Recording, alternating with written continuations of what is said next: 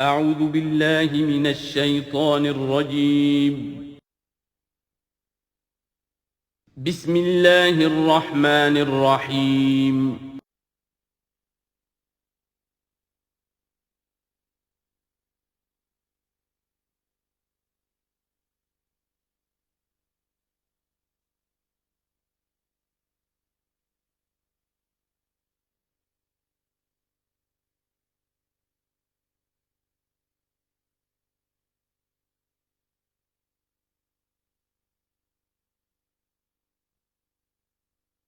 اعوذ باللہ من الشیطان الرجیم بسم اللہ الرحمن الرحیم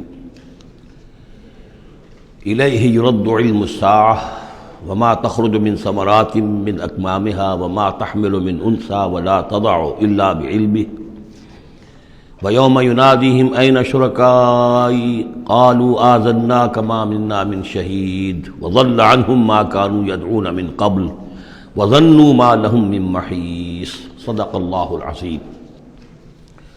اللہ ہی کے حوالے ہے قیامت کا علم کہ قیامت کب آئے گی۔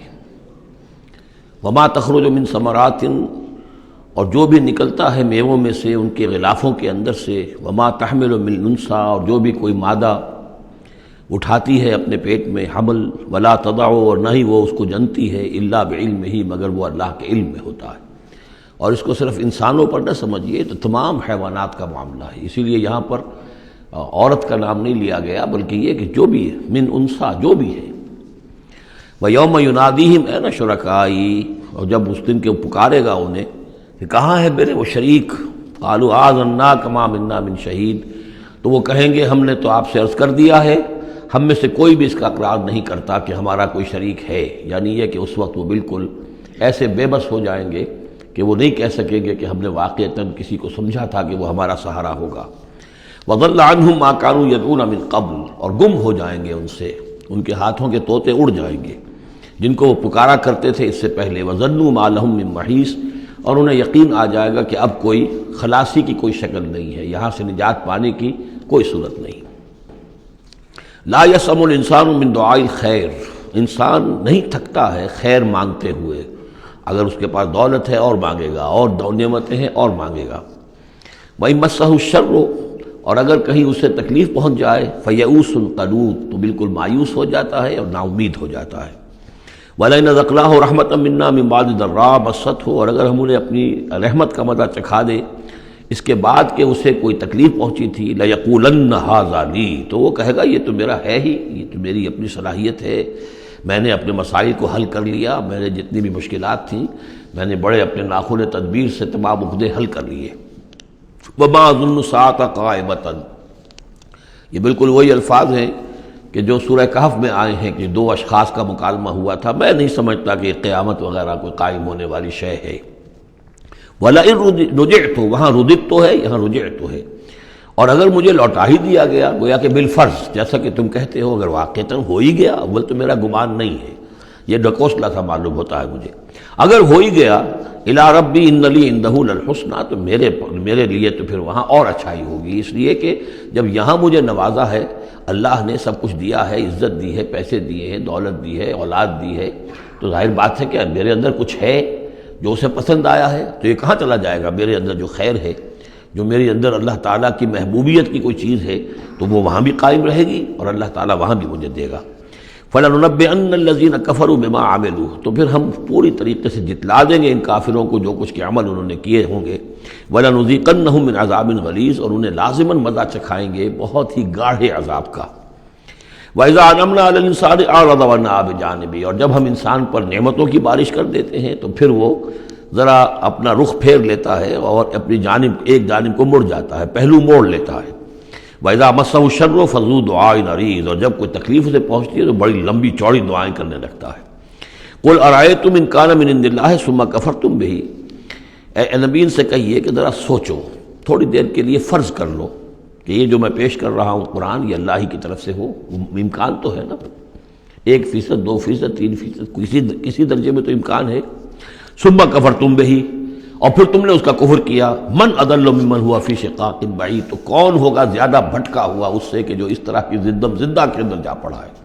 یعنی سوچو ذرا، غور کرو، جیسے اس سے پہلے آیا ہے کہ میں تم سے کہتا ہوں ایک ایک کر کے، دو دو کر کے، اکیلے اکیلے، دو دو مل کر گفتگو کرو، سوچو سمجھو کہ کیا اس شخص کے اندر کوئی دیوانگی کے آثار ہیں، کوئی ان کے اندر کوئی کبھی ان کی زندگی کے اندر اس سے پہلے جو 40 برس ان کو تمہارے درمیان بسر کی ہے کبھی کوئی جھوٹ بولا ہے۔ اب یہ آخری مرتبہ پھر قرآن مجید کا ذکر آ رہا ہے، اور یہ سب سے اہم ہے ہمارے اس موجودہ دور کے لحاظ سے۔ سَنُرِيهِمْ آيَاتِنَا فِي الْآفَاقِ وَفِي أَنفُسِهِمْ حَتَّى يَتَبَيَّنَ لَهُمْ أَنَّهُ الْحَقُّ۔ ان قریب ہم انہیں دکھائیں گے اپنی آیات، آفاق میں بھی، یہ پوری کائنات جو ہے، آسمان اور زمین، آفاق، وفی انفسہم، ان کی اپنی جانوں کے اندر بھی، حتیٰ یتبین لہم انہ الحق، یہاں تک کہ یہ بات بالکل واضح ہو جائے گی ان کے لیے، مبرہن ہو جائے گی کہ یہ قرآن حق ہے۔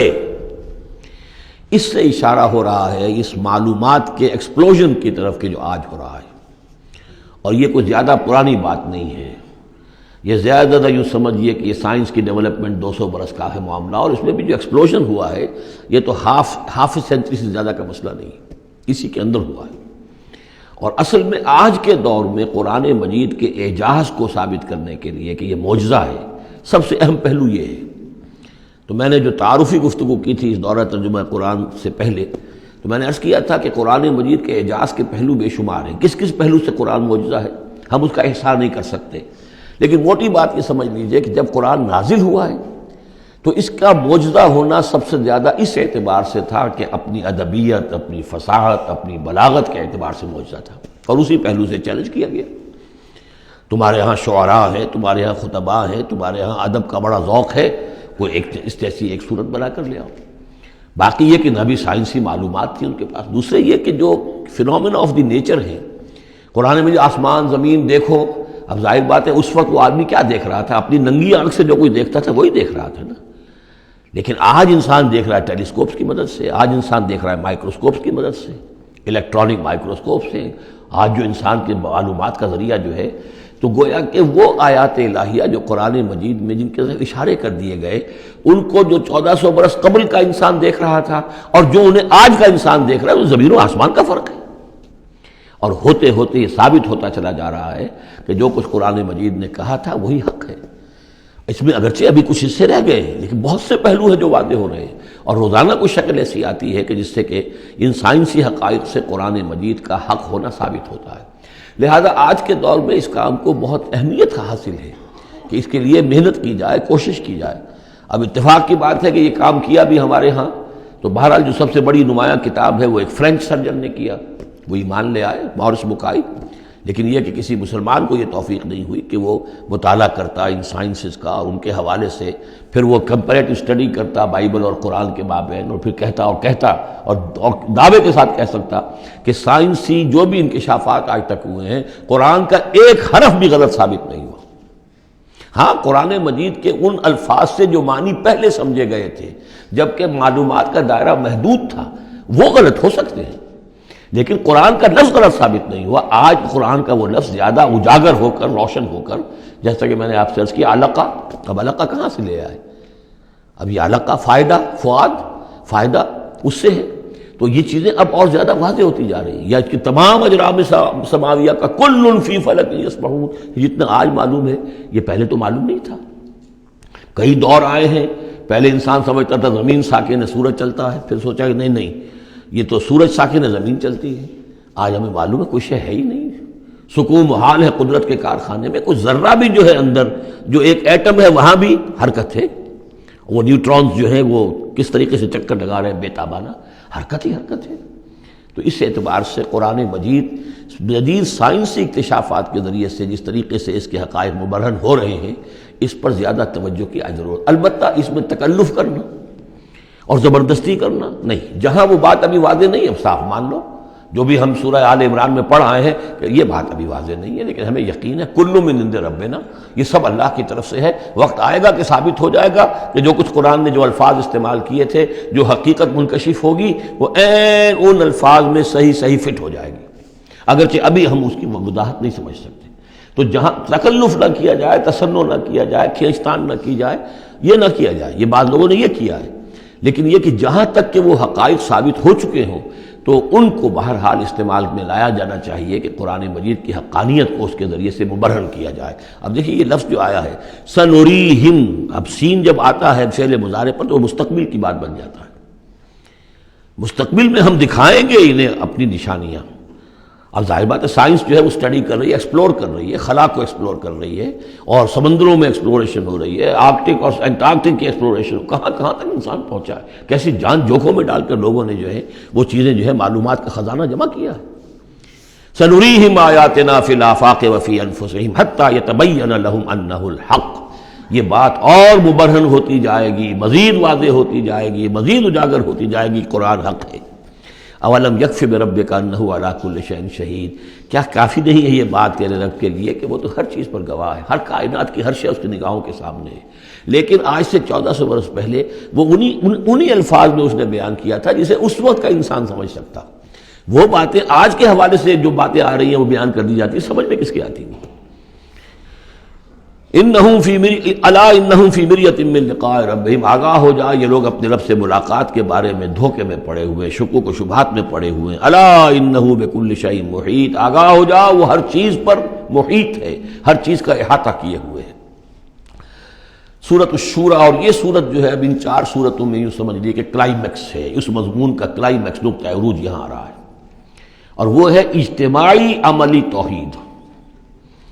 انسان جو ہے ایک متمدن حیوان ہے، یہ مانتے ہیں سب لوگ، تمدن مل جل کر رہتا ہے، اسے اجتماعی نظام وجود میں آتا ہے۔ اجتماعی نظام کے مختلف پہلو ہم نے شمار کیے ہیں، ایک معاشرتی نظام ہے، اس سے بھی پہلے عائلی نظام ہے، خاندانی نظام ہے، پھر معاشرتی نظام ہے، پھر اقتصادی یا معاشی نظام ہے، پھر سیاسی نظام ہے۔ یہ تمام جو نظام ہیں یہ جب تک کہ اللہ کی حاکمیت کے تابع نہیں ہوتے تو گویا کہ اجتماعی سطح پر تو توحید نہیں ہے، وہ تو شرک ہے۔ پھر افراد جو ہیں اکیلے اکیلے اس میں ہو سکتے ہیں موحد ہوں، اور وہ کس شکل میں ہوں گے؟ جبکہ وہ تن من دھن اس باطل اور مشرکانہ نظام کا قلع کما کر کے اور وہاں توحید کا نظام قائم کرنے کے لیے لگے ہوئے ہوں، اور انہوں نے اس کے اندر لگا دیے ہوں، تب تو وہ ہے موحد، ورنہ تو وہ مشرک ہے۔ اگر مشرکانہ نظام کو انہوں نے دل سے تسلیم کر لیا، اسی مشرکانہ نظام میں وہ اپنی دوڑ دھوپ کر رہے ہیں پاؤں پھیلانے کے لیے، جائیداد بنانے کے لیے، اپنے کوئی پروفیشن میں شائن کرنے کے لیے، کسی اور معاملے میں ساری بھاگ دوڑ اس کے لیے ہو رہی ہے، اس کا مطلب یہ کہ انہوں نے اس نظام کو ذہناً قبول کر لیا۔ تو جنہوں نے اس طاغوت کو قبول کر لیا انہوں نے اللہ کا انکار کیا، چاہے وہ نمازیں پڑھتے ہوں بلکہ تہجد بھی پڑھتے ہوں۔ تو اقامت دین کی اصطلاح اس صورت میں آ رہی ہے، اور اقامت دین کے موضوع پر یہ قرآن مجید کا ذروۂ سنام ہے۔ بسم اللہ الرحمن الرحیم، حامیم عین سین قاف۔ یہ ویسے تو 2 صورتوں میں سے ایک ہے جس میں 5 حروف آئے ہیں، ایک ہم پڑھ چکے ہیں کاف ہا یا عین صاد، لیکن یہ اس اعتبار سے منفرد ہے کہ حامیم علیحدہ اور عین سین قاف علیحدہ، تو 2 آیتیں اس سورہ مبارکہ کی یہ منفرد ہے کہ جو حروف مقطعات پر مشتمل ہے۔ مجھے اس سورہ مبارکہ سے بھی جو ایک خصوصی مناسبت ہے وہ میں عرض کر ہی دوں کہ سب سے زیادہ تو سورہ حدید، لیکن مکی قرآن میں سورہ حدید کا جو متوازن اور اس کا جو بدل ہے وہ سورہ شورى ہے۔ جو مقام سورہ حدید کو حاصل ہے مدنی قرآن میں، وہی مقام سورہ شورى کو حاصل ہے مکی قرآن میں، اور یہ بھی دیکھ لیجئے کہ تقریباً یہ دگنی ہے اس سے، اس کی آیات ہیں 29، اس کی آیات ہیں 53، اور چونکہ مکی قرآن جو ہے وہ دگنا ہے مدنی قرآن سے اپنے حجم کے اعتبار سے۔ کذالک یوحی الیک وإلی الذین من قبلک اللہ العزیز الحکیم، کذالک اسی طرح وحی کرتا ہے اللہ اے نبی آپ کی طرف، اور ان لوگوں کی طرف بھی کرتا رہا ہے جو آپ سے پہلے تھے، وہ اللہ جو العزیز ہے الحکیم ہے۔ اب یہ کذالک کس چیز کی طرف اشارہ ہو رہا ہے؟ ایک تو یہ کہ جو بھی لوگ تھے اس وقت ان کے سامنے تھا کہ جس طریقے سے حضور کہتے تھے مجھ پر وحی آئی ہے، اور ایک اس سورہ مبارک کے آخر میں بھی آ جائے گا وحی کی قسمیں، جن کا کہ میں نے اس تعارف قرآن والے لیکچر میں ذکر کیا تھا، تو وہاں آگے جا کر آ جائے گا کہ وحی کس کس طور سے آتی ہے، انسانوں پر آتی رہی ہے۔ تو کذالک کی تشریح اس صورت میں وہاں ملے گی۔ لہو ما فی السماوات و ما فی الارض، اسی کا ہے جو کچھ کہے آسمانوں میں اور جو کچھ کہے زمین میں، وہو العلی العظیم، اور وہ بہت بلند و بالا ہے اور بہت عظمت والا ہے۔ تکاد السماوات یتفطرن من فوقہن، آسمان قریب ہے کہ اوپر سے پھٹ پڑے، یعنی اوپر ان کے اتنا بوجھ ہے، اتنا وزن ہے، اتنے فرشتے ہیں۔ ایک حدیث میں آتا ہے کہ بالشت بھر جگہ بھی خالی نہیں ہے جہاں کوئی نہ کوئی فرشتہ اللہ کا یا سربہ سجود نہ ہو یا کھڑا نہ ہو قیام میں اللہ تعالیٰ کے لیے۔ تو یہ کیفیت ہے وہاں پہ، وما یعلم جنود ربک الا ہو، تیرے رب کے جو لشکر ہیں انہیں کوئی جانتا ہی نہیں سوائے خود اس کے، تو وہ پھٹ پڑنے کے تیار ہیں۔ بل ملائکۃ یسبحون بحمد ربہم، یہ سورہ مومن میں یہ بات آ چکی ہے کہ فرشتے جو ہیں وہ اہل زمین میں سے جو اہل ایمان ہیں ان کے لیے استغفار کرتے رہتے ہیں۔ والملائکۃ یسبحون بحمد ربہم، وہ اپنے رب کی تسبیح کے ساتھ حمد بھی کرتے ہیں، ویستغفرون لمن فی الارض، اور زمین والوں کے لیے جو زمین میں ہے اہل ایمان ان کے لیے استغفار کرتے رہتے ہیں۔ الا ان اللہ هو الغفور الرحیم، آگاہ ہو جاؤ یقینا اللہ ہی غفور ہے، اللہ ہی رحیم ہے۔ والذین اتخذوا من دونہ اولیاء، اور وہ ہستیاں کہ جنہیں ان لوگوں نے سمجھ لیا اولیاء، حمایتی، مددگار، بچانے والا، شافع، اور ان کے ذریعے سے تقرب حاصل کر لیں گے۔ اللہ حفیظ علیہم، اللہ تعالیٰ خود ان کا بھی نگران اللہ ہے۔ وما انت علیہم بوکیل، اور اے نبی آپ کو ان کے ذمہ دار نہیں ہے۔ وَكَذَلِكَ أَوْحَيْنَا إِلَيْكَ، کذالک پھر آ گیا، جیسے کذالک پہلی آیت میں تھا اور یہ 7ویں آیت میں بھی ہے، اس کذالک کا مفہوم آگے جا کے واضح ہوگا۔ اسی طرح ہم نے وہی کیا ہے آپ کی طرف اے نبی، قرآنا عربیا، یہ قرآن عربی، لِتُنذِرَ أُمَّ الْقُرَىٰ وَمَنْ حَوْلَهَا، تاکہ آپ خبردار کر دیں بستیوں کی ماں یا بستیوں کی جڑ، سب سے بڑی بستی، سب سے اہم بستی۔ یہ ہم پڑھ چکے ہیں سورہ قصص کی آیت نمبر 59 میں آیا تھا، حتیٰ نبعث فی امہا رسولا، جو بھی علاقہ ہے اس کی جو مرکزی بستی ہے ہم عذاب نہیں بھیجتے رہے جب تک کہ اس کی مرکزی بستی کے اندر رسول نہ بھیج دیں۔ تو اب یہ ام القریٰ ہے، جو مکے جو عرب کے لیے ام القریٰ ہے، ویسے یہ پوری دنیا کا ام القریٰ ہے۔ لتنذر ام القریٰ، اگر حضرت آدم واقعتاً یہ بات صحیح ہے کہ بیت اللہ حضرت آدم کا بنایا ہوا ہے تو معلوم ہوا کہ پوری دنیا کا جو ہے واقعتاً ام القریٰ پھر یہی ہے، بیت العتیق، بہت پرانا گھر، تاکہ آپ خبردار کریں ام القریٰ کے رہنے والوں کو، ومن حولہا، اور جو ان کے ارد گرد ہیں۔ یہ مفہوم پہلے بھی آ چکا، میں نے عرض کیا ارد گرد جو ہے وہ تو دائرے کھینچتے جائیے تو پوری دنیا اس میں آ جائے گی۔ وَتُنذِرَ يَوْمَ الْجَمْعِ، اور خبردار کرنا ہے اس جمع ہونے والے دن، قیامت کا دن، لا ریب فیہ، جس میں کوئی شک نہیں ہے، فریق فی الجنت، ایک گروہ ہوگا جو جنت میں جائے گا، وفریق فی السعیر، اور ایک جماعت ہوگی کہ جو جہنم میں جائے گی۔ وَلَوْ شَاءَ اللَّهُ لَجَعَلَهُمْ أُمَّةً وَاحِدَةً، اگر اللہ چاہتا تو انہیں ایک ہی امت بنا دیتا، سبھی مومن ہوتے۔ وَلَٰكِن يُدْخِلُ مَن يَشَاءُ فِي رَحْمَتِهِ، لیکن نہیں، یہ تو اللہ تعالیٰ داخل کرتا ہے جو چاہتا ہے، جو خواہش مند ہوتا ہے، جو اس کی قیمت ادا کرنے کو تیار ہے، اس کو اپنی رحمت میں داخل کرتا ہے۔ یہ مفت میں وہ اللہ تعالیٰ اپنی یہ رحمت اور اپنی جنت جو ہے مفت میں دینے کو اس نے نہیں بنائی ہے، جو چاہتا ہے اس کا ارادہ کرے پھر اس کی قیمت ادا کرے۔ ان اللہ اشتری من المؤمنین انفسهم واموالهم بان لهم الجنہ والظالمون ما لهم من ولی ولا نصیر، اور جو ظالم ہوں گے، مشرک ہوں گے، کافر ہوں گے، ان کا پھر نہ کوئی ولی اور حمایتی ہے اور نہ کوئی مددگار ہے۔ ابھی اتخذوا من دونہ اولیاء، دوبارہ وہی بات آئی کہ انہوں نے اللہ کے سوا جو ہے کہ اپنے اور حمایتی اختیار کر لیے ہیں۔ فاللہ هو الولی، تو اے کم عقلو، اللہ ہی ہے ولی، ایک ہی ولی ہے، بس اس کو پکڑو، اسی کو اپنا ولی مانو۔ اللہ ولی الذین آمنوا یخرجہم من الظلمات الی النور وہو یحیی الموتیٰ، وہی ہے کہ جو زندہ کرے گا مردوں کو، وہو علی کل شیء قدیر، اور وہ ہر چیز پر قادر ہے۔ وَمَا اخْتَلَفْتُمْ فِيهِ مِنْ شَيْءٍ فَحُكْمُهُ إِلَى اللَّهِ، یہاں سے اب مضمون شروع ہو رہا ہے، اس کی تمہید بن رہی ہے۔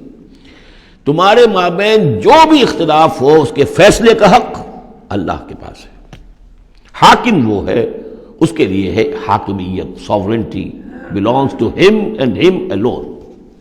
سروری زیبا فقط اس ذات بے ہمتا کو ہے، حکمراں ہے ایک وہی، باقی بتانے آزری۔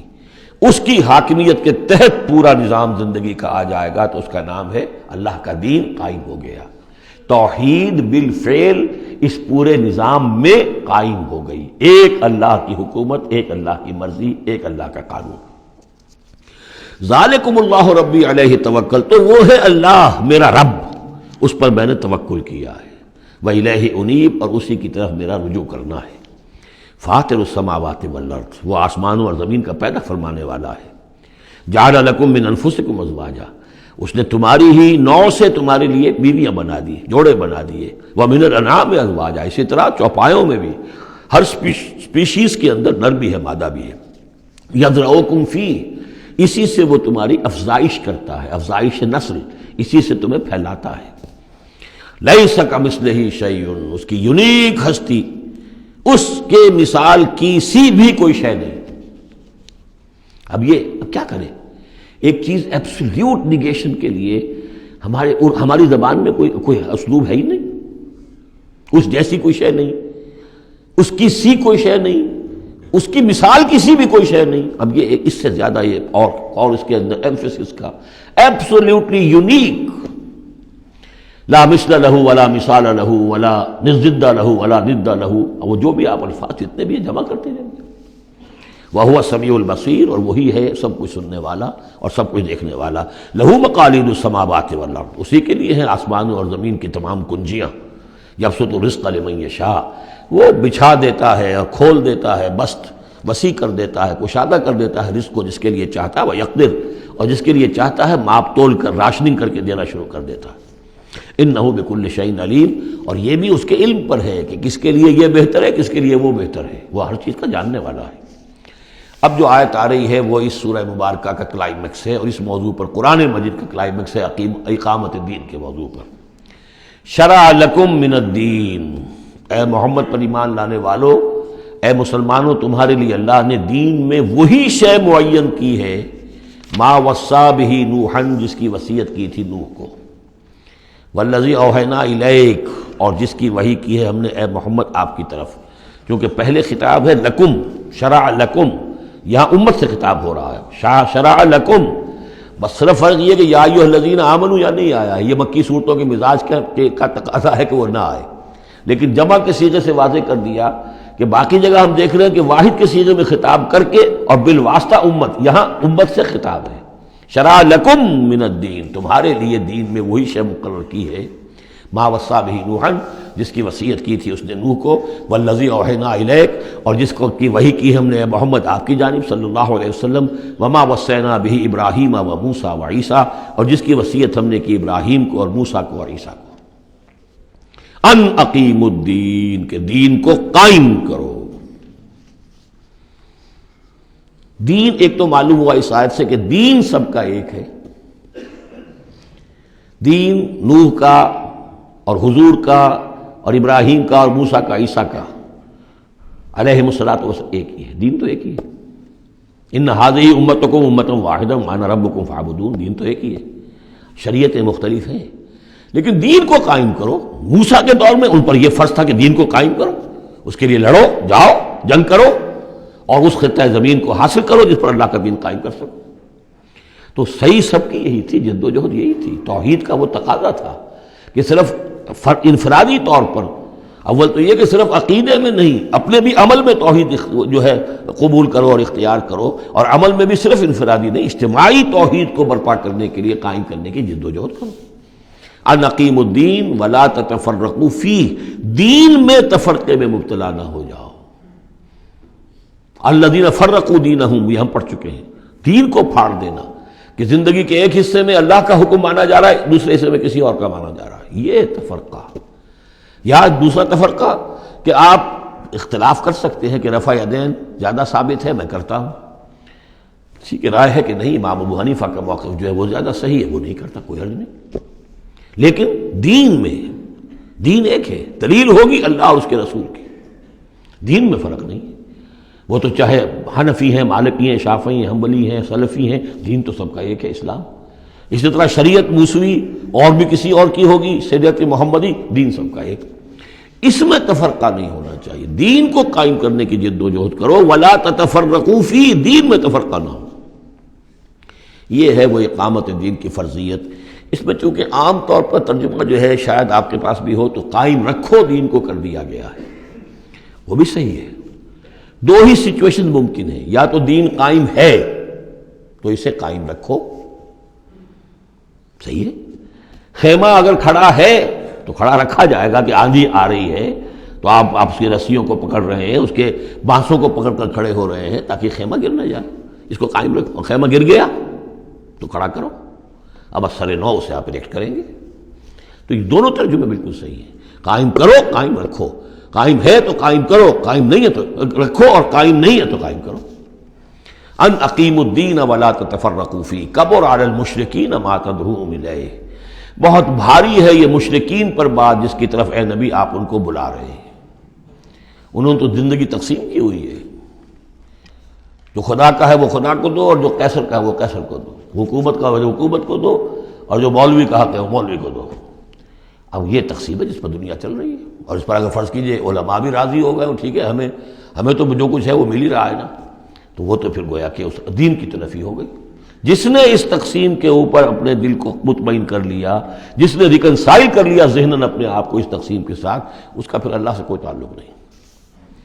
کبر علی المشرکین ما تدعوہم، اسی وجہ سے آتا ہے نا دو جگہ، اور ایک دفعہ تو ہم پڑھ چکے ہیں سورہ توبہ کے اندر، هو الذی ارسل رسولہ بالہدی ودین الحق لیظہرہ علی الدین کلہ ولو کرہ المشرکون، چاہے یہ مشرکوں کو کتنا ہی ناگوار ہو، لیکن اللہ نے محمد کو بھیجا ہی اس لیے ہے تاکہ وہ دین کو پورے کے پورے نظام زندگی پر غالب کرے، چاہے مشرکوں کو کتنا ناگوار ہو، مشرک تو پسند نہیں کرے گا اس کو۔ اللہ یجتبی الیہ من یشاء، اللہ جس کو چاہتا ہے اپنی طرف کھینچ لیتا ہے، ویہدی الیہ من ینیب، اور جو خود رجوع کرتا ہے اس سے وعدہ ہے اس کا کہ ہدایت دے گا۔ یہ اللہ کی شان ہے، اللہ کسی کو راہ چلتے کو بلا لیتا ہے۔ اس کو صوفیہ کہتے ہیں سالک مجذوب اور مجذوب سالک۔ کچھ لوگ ایسے ہوتے ہیں کہ جو بڑی محنت کرتے ہیں، مشقت کرتے ہیں، سلوک طے کر رہے ہیں، روحانی منزلیں طے کر رہے ہیں، پھر کہیں جا کر وہ ایسی جگہ پر پہنچے کہ وہ کہہ سکتے ہیں کہ ہاں آپ کسی مقام پر آ گئے ہیں، اللہ کا کوئی قرب حاصل ہو گیا۔ ایک وہ ہوتے ہیں جنہیں اللہ پہلے کھینچ کے اپنے قریب کر لیتا ہے پہلے، اور پھر وہ سلوک طے کرتے ہیں، تو کچھ لوگ اس قسم کے ہوتے ہیں۔ صدیقین جو ہیں وہ سالک مجذوب ہیں، شہداء جو ہیں وہ مجذوب سالک ہیں، کھینچ لیا حضرت عمر کو اللہ تعالیٰ نے۔ ان کے اپنے مزاج کی وہ کیفیت تھی نہیں، ان کو بالکل مزاج ہی اور تھا، ان کی دلچسپی ہی اور تھی، وہ تو کھینچ لیا۔ وما تفرقوا الا من بعد ما جاءهم العلم بغيا بينهم، اور انہوں نے تفرقہ نہیں کیا اور یہ نہیں تقسیم ہوئے مگر اس کے بعد کہ ان کے پاس علم آ چکا تھا۔ اب یہ جو اقامت دین کا دعوت لے کر حضور کھڑے ہوئے، تو ایک تو ان کے مخاطبین مشرک تھے، فرمایا کہ اے مشرک، اے نبی صلی اللہ علیہ وسلم، یہ مشرکین کے لیے تو ہے ہی بہت مشکل بات کہ آپ کی بات کو قبول کر سکے، کبر علی المشرکین ما تدعوہم الیہ، تو بہت بعید ہے اس سے۔ البتہ آپ کو اگر یہ خیال ہو کہ یہ اہل کتاب جو ہیں یہ تو واقف ہیں اللہ سے، کتاب سے، تورات سے، انجیل سے، اور یہ تو قیامت کو بھی مانتے ہیں، فرشتوں کو مانتے ہیں، سب کچھ مانتے ہیں، یہ تو آسانی سے مان لیں گے، یہ بھی امید نہ رکھیے آپ۔ یہاں حضور کو بتایا جا رہا ہے کہ آپ ایسی توقعات نہ رکھیں، اس لیے کہ ان لوگوں نے تفرقہ ڈالا ہے جبکہ ان کے پاس حق آ چکا تھا۔ کس لیے؟ وما تفرقوا الا من بعد ما جاءهم العلم بغيا بينهم، یہ آپس میں زدم زدہ ہے، آپس میں کون اوپر اور کون نیچے کی بحث میں یہ پڑے ہوئے ہیں، تو یہ آپ کو کیسے اوپر مان لیں گے؟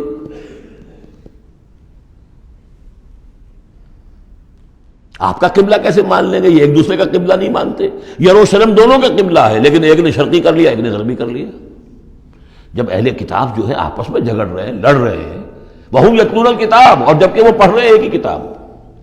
قالت اليهود ليست النصارى على شيء وقالت النصارى ليست اليهود على شيء وهم يتلون الكتاب۔ تو اے نبی آپ کو کیسے مان لیں گے؟ ذرا توقع نہ رکھیے۔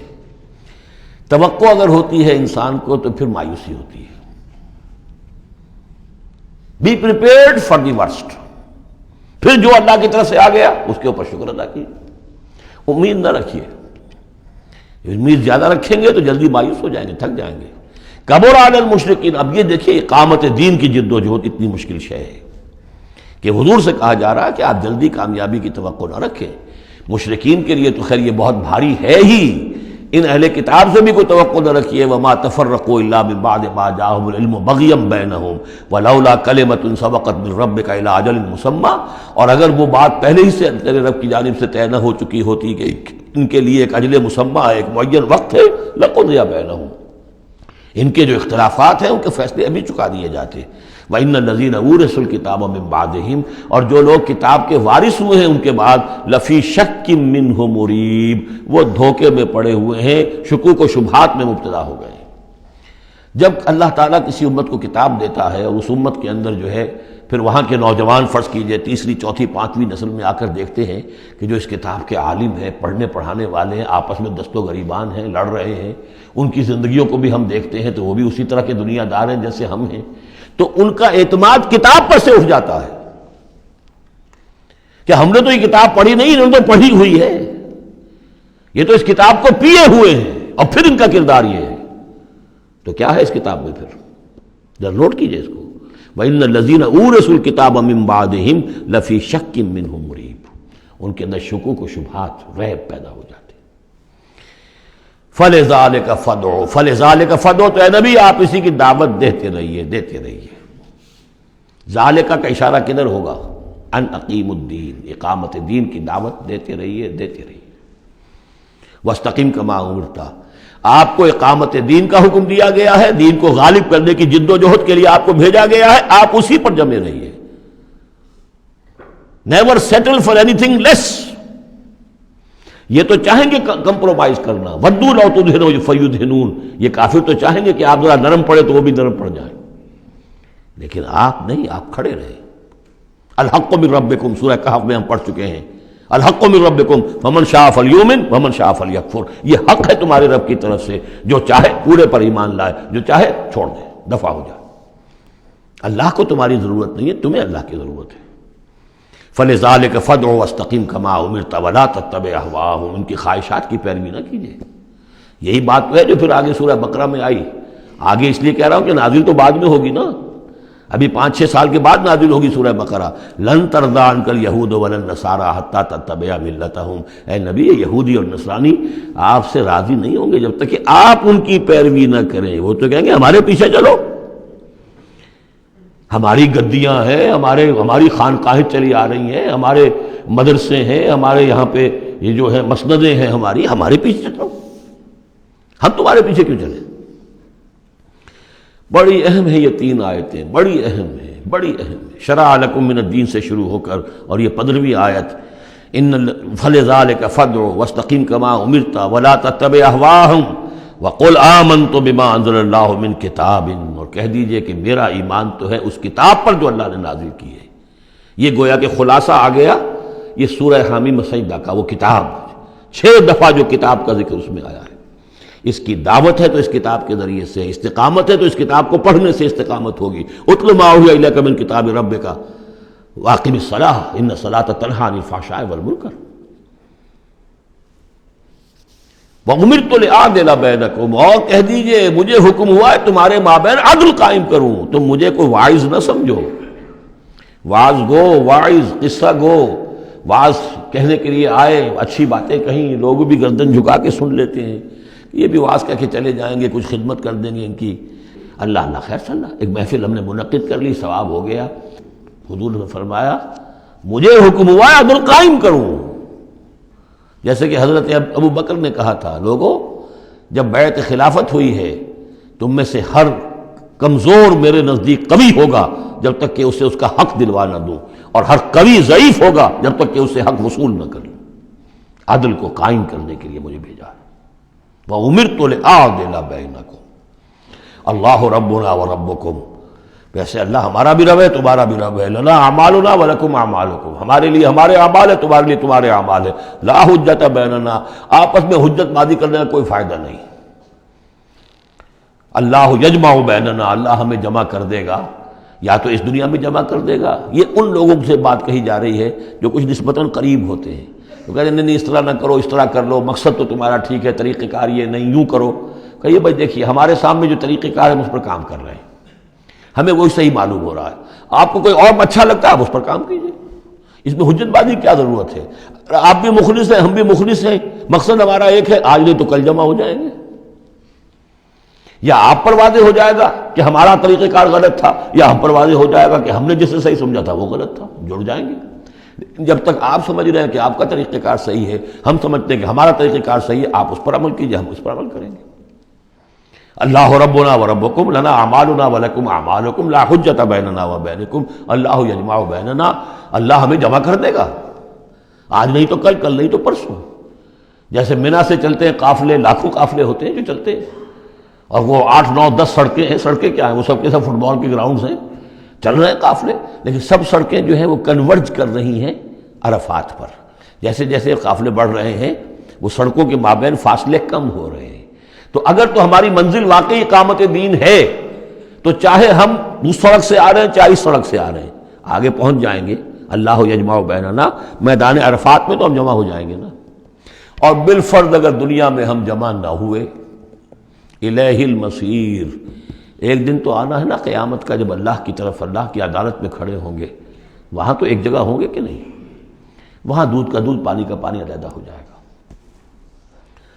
والذین یحاجون فی اللہ من بعد ما استجیب لہ حجتہم داحضۃ عند ربہم، اور وہ لوگ جو اللہ کے بارے میں حجت بازی ہی میں لگے رہے اس کے بعد بھی کہ بہت سے لوگوں نے اس کی دعوت پر لبیک کہہ دی ہے، یعنی السابقون الاولون میدان میں آ گئے ہیں. اور اب تو انتظار ہے کہ والذین تبعوہم بإحسان، اب لوگ آئیں، جوق در جوق آئیں، فوج در فوج آئیں. لیکن جو لوگ اب بھی کھڑے ہوئے حجت بازی کر رہے ہیں، حجتہم داحضۃ عند ربہم، ان کی حجت بازی ان کے رب کے نزدیک بالکل پسپا ہے، پادر ہوا ہے، اس کی کوئی حیثیت ہی نہیں. وعلیہم غضب، اور ان پر اللہ کا غضب ہے. ولہم عذاب شدید، اور ان کے لیے سخت عذاب ہے. اللہ الذی انزل الکتاب بالحق والمیزان، یہ کتاب اور میزان ایک آیت میں جمع یا یہاں ہے یا سورہ حدید میں ہے. سورہ حدید کی آیت نمبر 25، لقد ارسلنا رسلنا بالبینات وانزلنا معهم الکتاب والمیزان لیقوم الناس بالقسط. یا یہاں ہے اللہ ہی ہے جس نے اتاری ہے کتاب بھی حق کے ساتھ، اور میزان، میزان وہ نظام ہے دین حق کا. کتاب نے حق مقرر کر دیا ہے، میزان تول کر دیتی ہے. پھر اللہ نے دین کو مقرر کر دیا، لیکن دین کا نظام جب تک نہیں ہوگا تو دین کے مطابق فیصلے کیسے ہوں گے؟ اللہ نے تمہیں کتاب بھی دی ہے، نظام دیا ہے، میزان دی ہے. وما یدریک لعل الساعۃ قریب، کیا پتا کہ قیامت قریب آئی کھڑی ہو. اور الساعۃ سے مراد میری قیامت تو میری موت ہے. تم اگر اس میزان کو نصب کرنے کے لیے تن من دھن نہیں لگا رہے ہو تو کیا پتا مہلت عمل کل ختم ہو جائے. کیا پتا ہم میں سے کسی کو کل صبح کا سورج دیکھنا نصیب نہ ہو، کیا پتا. تاخیر و تعویق میں وقت ضائع کرنا سب سے بڑی حماقت ہے. یستعجل بها الذین لا یؤمنون بها، اس قیامت کے لیے جلدی مچا رہے ہیں وہ لوگ کہ جو اس پر ایمان نہیں رکھتے. والذین آمنوا مشفقون منها، جو ایمان رکھتے ہیں وہ تو اس سے ڈرتے ہیں، لرزاں و ترساں رہتے ہیں. جو سورہ نور میں ہم نے پڑھا، یخافون یوما تتقلب فیہ القلوب والابصار، وہ لوگ تو اس مقام پہ بلند پر پہنچنے کے باوجود لرزاں و ترساں رہتے ہیں اس دن کے خیال سے جس دن اپنے پروردگار کے حضور کھڑے ہونا ہوگا. والذین آمنوا مشفقون منها ویعلمون ان الحق، وہ جانتے ہیں کہ وہ حق ہے، آ کر رہے گی. الا ان الذین یمارون فی الساعۃ لفی ضلال بعید، آگاہ ہو جاؤ جو لوگ قیامت کے بارے میں جھگڑتے ہیں اور اس میں شک و شبہ کرتے ہیں وہ بڑی دور کی گمراہی میں پڑ چکے ہیں. اللہ لطیف بعبادہ یرزق من یشاء، اللہ بہت باریک بین ہے اپنے بندوں کے لیے اور وہ رزق دیتا ہے جس کو چاہتا ہے. یعنی اقامت دین کی جد و جہد میں یہ فکر نہ تمہیں ہو کہ کیا کھائیں گے کیا پئیں گے. میں آپ کو حضرت مسیح کا وہ قول بھی سنا چکا ہوں جو متی کی انجیل میں ہے. کیوں فکر کرتے ہو کیا کھاؤ گے اور پیو گے؟ کیا جنگل کی چڑیاں جو ہیں جو نہ ہل چلاتی ہیں، نہ بوتی ہیں، نہ کاٹتی ہیں، لیکن صبح کو اپنے گھونسلوں سے نکلتی ہیں اور شام کو آسودہ ہو کر واپس آتی ہیں، تو وہ رب جو ان کو کھلاتا پلاتا ہے وہ تمہیں نہیں کھلائے گا؟ کیوں تشویش کرتے ہو کہ کیا پہنیں گے؟ جنگل کی سوسن کو نہیں دیکھتے کہ جیسا خوبصورت لباس اللہ نے اسے دیا ہے. سلیمان بھی اپنی ساری شان و شوکت کے باوجود ویسی پوشاک نہیں رکھتا تھا. تو جو اس گھاس کو یہ سب کچھ دے رہا ہے جو آج ہے اور کل جلا دی جائے گی، کیا وہ تمہیں نہیں، تمہارا تن نہیں ڈھانکے گا؟ لیکن تمہیں ایمان نہیں ہے. تو فرمایا اللہ لطیف ہے اپنے بندوں کے لیے. ایک دفعہ یکسو ہو کر فیصلہ تو کرو کہ اب اپنے آپ کو وقف کرنا اس کام کے لیے. اللہ تعالیٰ وہاں سے رزق دے گا جہاں سے تمہیں گمان تک نہیں ہوگا. من یتق اللہ یجعل لہ مخرجا ویرزقہ من حیث لا یحتسب. لیکن اس کے لیے اللہ پر ایمان ضروری ہے، توکل ضروری ہے. ہاں تھوڑا سا اللہ تعالیٰ امتحان بھی لے لیتا ہے، سختیاں بھی آ جاتی ہیں، امتحان پھر آدمی ثابت کر دے کہ میں تو یکسو ہوں. اے اللہ اب میں نے فیصلہ کر لیا، اللہ پہ راستے کھول دیتا ہے۔ وَهُوَ الْقَوِيُّ الْعَزِيزُ، وہ تو بہت قوی ہے، زبردست ہے۔ اب یہ جو مضمون آگے آ رہا ہے یہ وہ ہے جس کی کلائمیکس ہم پڑھ چکے ہیں سورہ بنی اسرائیل میں، من کان یرید العاجلۃ عجلنا له فیہا ما نشاء لمن نرید۔ یہاں وہی مضمون مختصر آ رہا ہے۔ من کان یرید حرث الآخرۃ نزد له فی حرثہ، جو شخص کے طالب بن گیا ہو آخرت کی کھیتی کا، ہم اس کی کھیتی میں اضافہ کرتے رہتے ہیں، بڑھوتری ہوتی رہتی ہے۔ ومن کان یرید حرث الدنیا، اور جو بن گیا ہے دنیا ہی کی کھیتی کا طالب، نؤتہ منہا، اس میں سے اسے کچھ دے دیتے ہیں، فما لہ فی الآخرۃ من نصیب، پھر آخرت میں اس کا کوئی حصہ نہیں ہے۔ ام لہم شرکاء شرعوا لہم من الدین ما لم یأذن بہ اللہ، یہ شرک کے معاملے میں یہ مضمون بہت اہم ہے۔ ایک تو بار بار آیا ہے کہ نہ اللہ نے کوئی سند اتاری، نہ سلطان اتاری، نہ کسی کتاب میں اس کے لیے کوئی دلیل اتاری، کہیں کچھ ہے ہی نہیں۔ لیکن یہ بات جو ہے یہ منفرد ہے یہ سورہ مبارکہ اس بات میں، کیا ان کے کوئی ایسے شرکاء بھی ہیں کہ جنہوں نے انہیں کوئی دین دیا ہو، کوئی قانون دیا ہو، کوئی نظام دیا ہو؟ لات عزا منات ہبل، کوئی انہوں نے تمہیں کتاب دی ہے، کوئی شریعت دی ہے، کوئی نظام دیا؟ ام لہم شرکاء شرعوا لہم من الدین ما لم یأذن بہ اللہ، جس کے کہ اللہ نے اذن نہ دیا ہو، حکم نہ دیا ہو۔ اگر تو واقعی کوئی الہ ہے، کوئی واقعی ہے، تو اسے دینا چاہیے۔ یہ نظام ہے تمہارے لیے، نظام کے بغیر کیسے الہ ہو گیا؟ ام لہم شرکاء، کیا ان کے کوئی ایسے شرکاء ہیں شرعوا لہم من الدین کہ انہوں نے دین میں کوئی شے ان کے لیے ایسی طے کر دی ہو کہ ما لم یأذن بہ اللہ، جس کے لیے حکم نہیں دیا اللہ نے، ولولا کلمۃ الفصل لقضی بینہم، اور اگر ایک فیصلے کی بات جو ہے وہ پہلے سے طے نہ ہو چکی ہوتی، ان کے درمیان فیصلے کر دیے جاتے۔ وان الظالمین لہم عذاب علیم، اور ان ظالموں کے لیے تو بہت دردناک عذاب ہے۔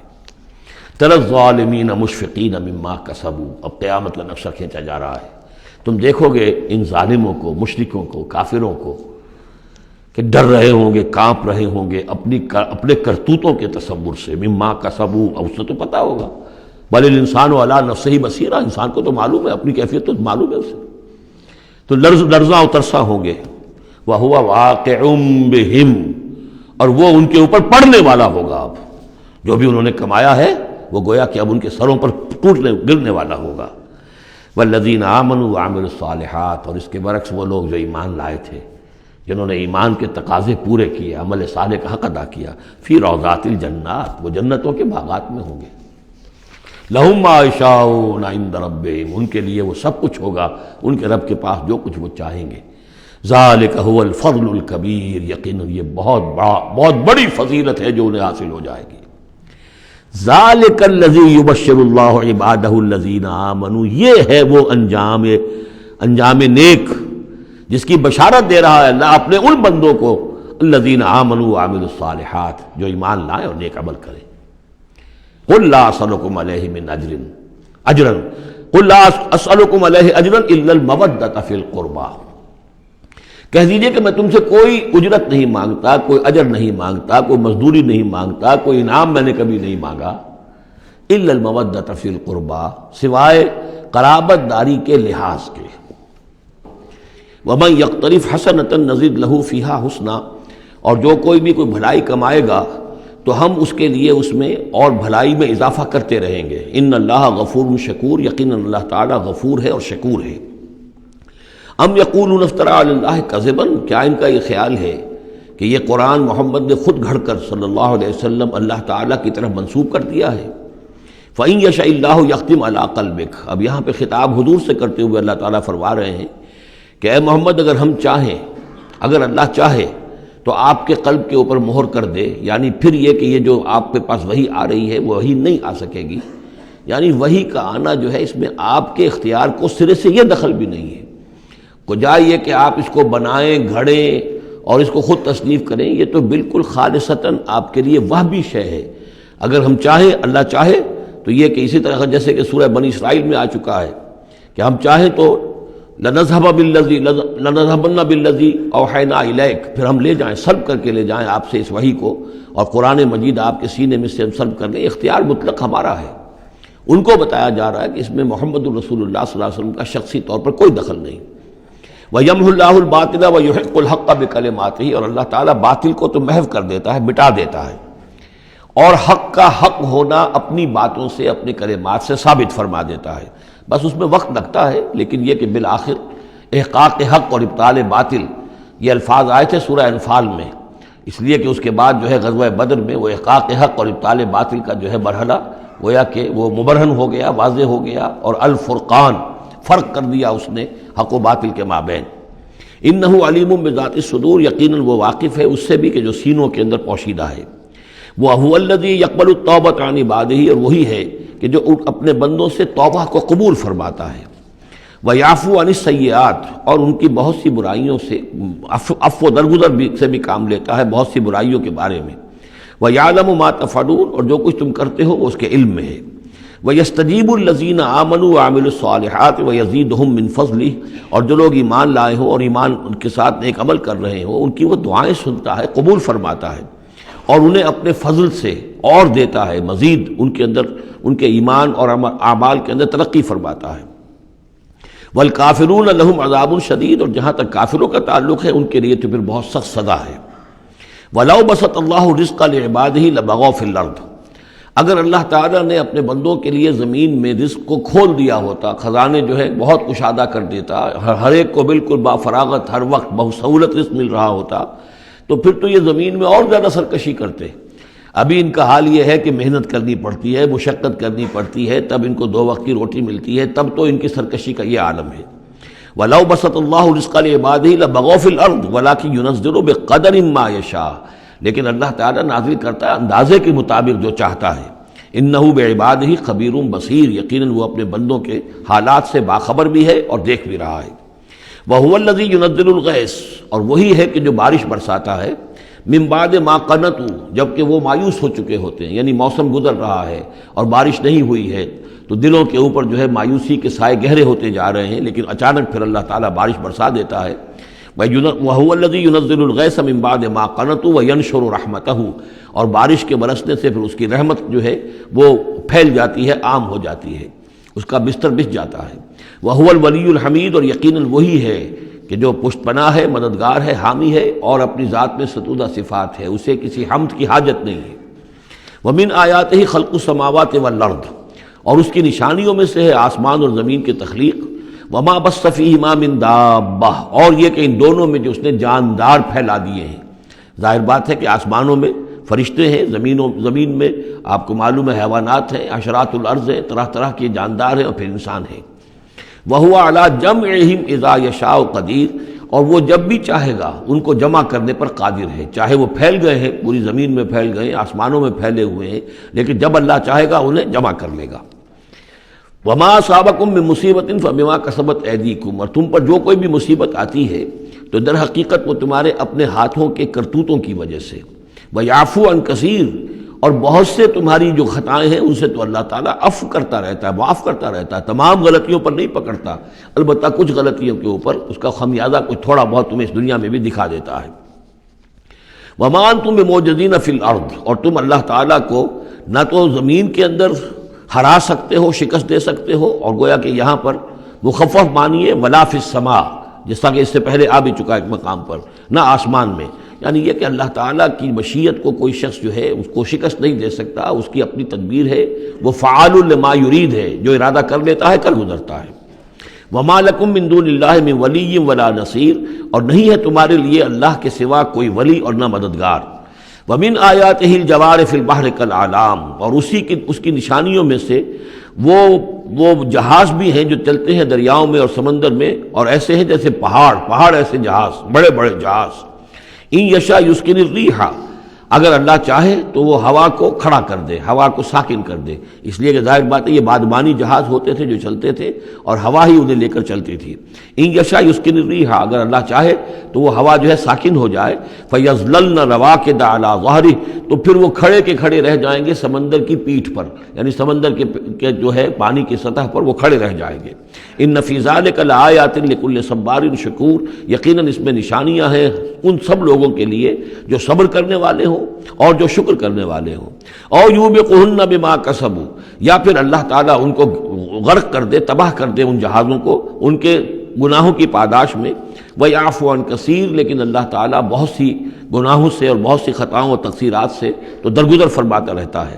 وَيَعْلَمَ الَّذِينَ يُجَادِلُونَ فِي آيَاتِنَا مَا لَهُم مِّن مَّحِيصٍ، اور تاکہ انسان جان لے کہ جو ہماری آیات میں جو جھگڑا کر رہے ہیں، کٹ حجتیاں کر رہے ہیں، کہ ان کے لیے بھاگنے کی کوئی جگہ نہیں ہے۔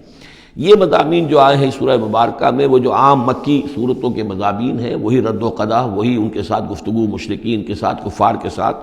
لیکن اب اس صورت کا اقامت دین، جو اس کا جو اصل جو ایکسس ہے، اس کا جو عمود ہے، اس کے اعتبار سے دوسرا نہایت اہم مقام اب آ رہا ہے۔ 8 آیات ہیں۔ اقامت دین کی جد و جہد کرنے والوں میں کیا اوصاف ہونے چاہیے؟ اگر یہ اوصاف نہیں ہوں گے تو وہ اقامت دین کی جد و جہد نہیں کر سکیں گے۔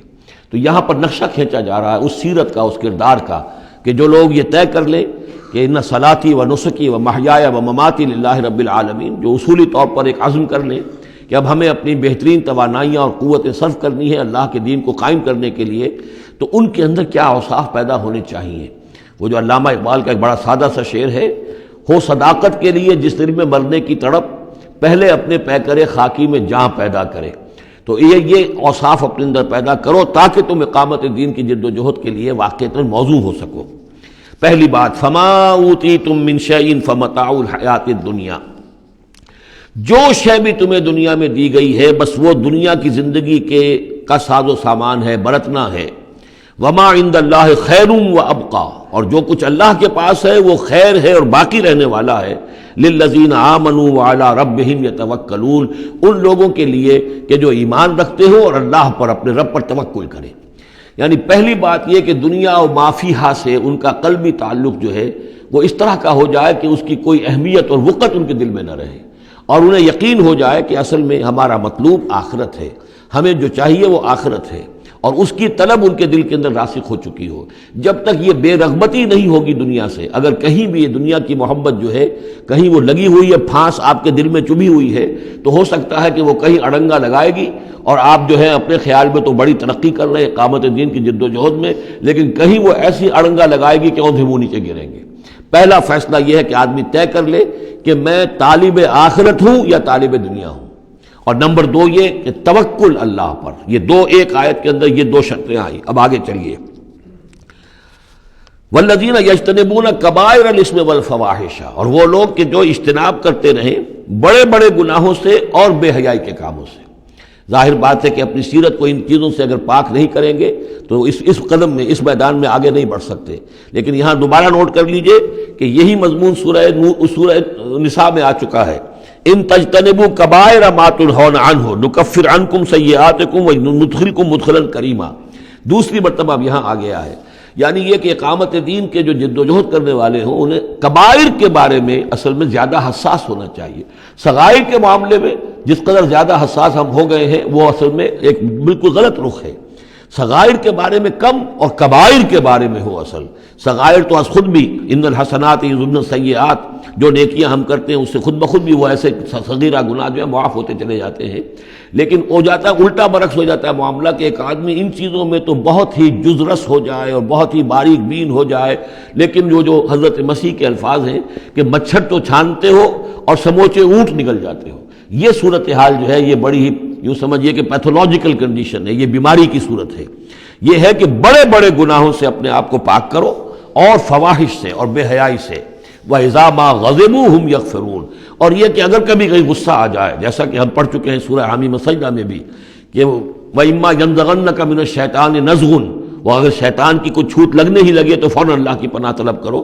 وَإِذَا مَا غَضِبُوا هُمْ يَغْفِرُونَ، جب انہیں غصہ آتا ہے تو اس غصے کو ڈھانپ دیتے ہیں، غصے کو پی جاتے ہیں۔ غفر کے معنی ڈھانپ دینا ہے، ویسے اس کے جو عام ترجمہ ہے معاف کر دیتے ہیں، بجائے اس کے کہ غصے میں کسی پر حملہ کریں اور کسی سے انتقام لیں، بلکہ اس کے اندر عفو کی صورت ہو جب غصہ آئے۔ ایک ہے سوچ سمجھ کر کوئی اقدام کرنا ہے، کوئی آپ نے چیلنج کرنا ہے کسی باطل کو اور اس میں کوئی آگے بڑھ کر آپ کو اقدام کرنا ہے، وہ اور بات ہے۔ ایک ہے کہ غصے میں آ کر کوئی اقدام کیا جائے۔ وَإِذَا مَا غَضِبُوا هُمْ يَغْفِرُونَ، تو وہ معاف کر دیتے ہیں، یا یوں کہیے غصے کو پی جاتے ہیں، یعنی غصے کے اوپر وہ پردہ ڈال دیتے ہیں۔ غفر جو ہے مغفر کہلاتا ہے خود، کہ جو سر کو ڈھانپ لیتا ہے تاکہ تلوار کا وار اگر سر پر آئے تو سر بچ جائے اور خود اس کو روک لے، تو مغفر، غفر کے معنی ڈھانپ دینا، گناہ کو ڈھانپ لینے والی شے ہے اللہ کی مغفرت۔ اسی طریقے پر یہ کہ وہ غصے کو پی جانے والے، والکاظمین الغیظ، یہ ہم پڑھ چکے ہیں سورہ آل عمران میں۔ نمبر آگے چلیے، والذین استجابوا لربہم، اور وہ لوگ کہ جنہوں نے اپنے رب کی پکار پر لبیک کہا۔ وہ پکار کون سی ہے؟ اس سورہ مبارکہ میں اب تک صرف ایک فعل امر آیا ہے جمع کے صیغے میں، ان اقیموا الدین، اور ایک فعل نہیں آیا ہے جمع کے صیغے میں، ولا تتفرقوا فیہ۔ پوری صورت میں اب تک نوٹ کر لیجئے گا جا کر۔ تو یہ پکار اللہ کی کون سی ہے؟ اقیموا الدین ولا تتفرقوا فیہ۔ اسی کے لیے کہا تھا حضور سے فلذالک فدعوا، اسی کی دعوت دیتے رہیے، آپ کی دعوت اقامت دین کی دعوت ہو، یا آپ کی کسی جزوی شے کے اوپر آپ جو ہے وہ ہیمر نہ کر رہے ہو، کسی جزوی سی شے کو آپ نے ہدف نہ بنا لیا ہو، اصل ہدف اقامت دین۔ فلذالک فدعوا واستقم کما امرت ولا تتبع اهواهم۔ اب یہاں فرمایا والذین استجابوا لربہم، جنہوں نے اپنے رب کی پکار پر لبیک کہا، واقاموا الصلاۃ، اور نماز قائم کی، اور وامرهم شورى بینہم، چونکہ اب اجتماعی زندگی ہے، جماعتی زندگی ہے، اس میں مشاورت کا نظام ہونا چاہیے کہ وہ جو فیصلے کریں، جو قدم اٹھائیں، وہ باہمی مشاورت سے ہو۔ یہ بھی روح جب تک کہ اس اجتماعیت کے اندر نہیں ہوگی باہمی مشاورت کی، اور یہ کہ کوئی ایک شخص سمجھے کہ بس ہر معاملے کے اندر مجھے اپنی مرضی چلانی ہے، تو ظاہر بات ہے کہ پھر وہ کام آگے نہیں چلے گا۔ ہم پڑھ آئے ہیں کہ حضور سے یہاں تک کہا گیا ہے کہ یہ جن صحابہ سے خطا ہوئی ہے، غلطی ہو گئی ہے، ان کو بھی آپ وشاورہم فی الامر فاعف عنہم واستغفر لہم وشاورہم فی الامر، حالانکہ ان سے خطا ہوئی ہے، غلطی ہوئی ہے، لیکن پھر بھی آپ انہیں اپنے مشوروں میں شامل رکھیے، اس لیے کہ اس سے دلجوئی ہوتی ہے، ساتھیوں کے اندر میوچول کانسیپٹ ڈیولپ ہوتا ہے، ایک کانفیڈنس ڈیولپ ہوتا ہے، اور وہ سمجھتے ہیں کہ ہماری بھی بات سنی جاتی ہے۔ اور حضور نے بسا اوقات اپنی رائے کو پیچھے رکھ کر اپنے ساتھیوں کی رائے کے مطابق فیصلہ کیا۔ غزوہ احد میں یہی ہوا ہے، غزوہ بدر میں یہی ہوا ہے کہ جہاں پر آپ نے کیمپ لگانے کا فیصلہ کیا تھا، جب بعض صحابہ نے آ کر کہا کہ ہمیں اگر اجازت ہو ہم اپنی رائے دیں، اور جب انہوں نے کہا کہ ہمارے خیال میں وہ جگہ بہتر ہے، آپ نے کہا ٹھیک ہے یہاں سے کیمپ اکھاڑو، وہاں لگا دو۔ وَأَمْرُهُمْ شُورَى بَيْنَهُمْ وَمِمَّا رَزَقْنَاهُمْ يُنْفِقُونَ۔ ایک اور شے جو لازم ہے اقامت دین کی جد و جہد میں، جہاں وقت لگے گا، جہاں آپ کی توانائی صرف ہوگی، اس میں پیسہ بھی لازم درکار ہے۔ وہ دعوت دین کا کام ہو، اقامت دین کی جد و جہد ہو۔ وَمِمَّا رَزَقْنَاهُمْ يُنْفِقُونَ، یہ انفاق کا مضمون آ گیا، اور جو کچھ کہ ہم نے انہیں دیا ہے اس میں سے وہ انفاق کرتے ہیں۔ وَالَّذِينَ إِذَا أَصَابَهُمُ الْبَغْيُ هُمْ يَنْتَصِرُونَ، یہ وہ چیز ہے جس کے لیے میں نے نوٹ کرایا تھا کہ ایک ہے دعوت دین کا مرحلہ، اس دعوت کے مرحلے میں تو صورت وہ بتائی گئی کہ ادفع باللتی ہی احسن، اگر کوئی تمہیں گالی دے تم دعا دو، کوئی تمہیں پتھر مارے تم پھول پیش کرو۔ لیکن اقامت دین کی جد و جہد، اس کے اندر آگے چل کر معاملہ آتا ہے، جیسے قتال کا مرحلہ آ گیا تو وہاں تو فرمایا قاتلوا فی سبیل اللہ الذین یقاتلونکم اخرجوہم من حیث اخرجوکم، نکالو انہیں وہاں سے جہاں سے انہوں نے تمہیں نکالا ہے۔ یہاں آ کر معاملہ کیا ہے؟ والذین اذا اصابہم البغی ہم ینتصرون، اور وہ لوگ کہ جن پر اگر کوئی زیادتی کی جاتی ہے تو وہ بدلہ لیتے ہیں۔ یعنی یہاں پر اب تو اس کو اصل میں جد و جہد جو ہے حضور صلی اللہ علیہ وسلم کی، اس کے بھی اگر آپ دو مراحل سمجھیں گے تو ایک جو مکی دور میں وہ تھا، وہ دعوت کا مرحلہ تھا، ابھی اس میں اقدام کوئی نہیں کیا گیا، لیکن جب اقامت دین کے لیے اقدام شروع ہو جائے گا، آگے بڑھ کر باطل کو چیلنج کریں گے، تو اب وہ بات نہیں چل سکتی کہ معاف کر دیا کریں وہاں، تو بلکہ یہ ہے کہ جو غزوہ بدر میں جو اسیر ہوئے تھے ان کو بھی اگر فدیہ لے کر چھوڑ دیا گیا تو اللہ تعالیٰ کی طرف سے اس پر بھی اظہار ناپسندیدگی ہو گیا، بلکہ حضرت عمر کی رائے کی جو ہے گویا کہ تائید کی وہی نے کہ ان کو تو سب کو قتل کیا جانا چاہیے تھا، اور وہ ہمارے اندر جو ان کے رشتہ دار ہیں قریبی، وہ اپنے ہاتھ سے ختم کرتے، اس لیے کہ یہ فدیہ دے کر چلے جائیں گے، ظاہر بات ہے کہ اگلے سال وہی لوگ اکثر و بیشتر آ گئے کہ نہیں آ گئے، وہ چڑھائی کر کے آ گئے احد کے اندر، تو اس لیے وہاں پر آ کر جب اقامت دین کا مرحلہ جو ہے اقدام کے مرحلے میں وہ جد و جہد آتی ہے تو اس میں ہے والذین اذا اصابہم البغی ہم ینتصرون، یہ گویا کہ ان دونوں مراحل کا آپس کا فرق اور تفاوت ہے۔ بارک اللہ لی ولکم فی القرآن العظیم ونفعنی وإیاکم بالآیات والذکر الحکیم۔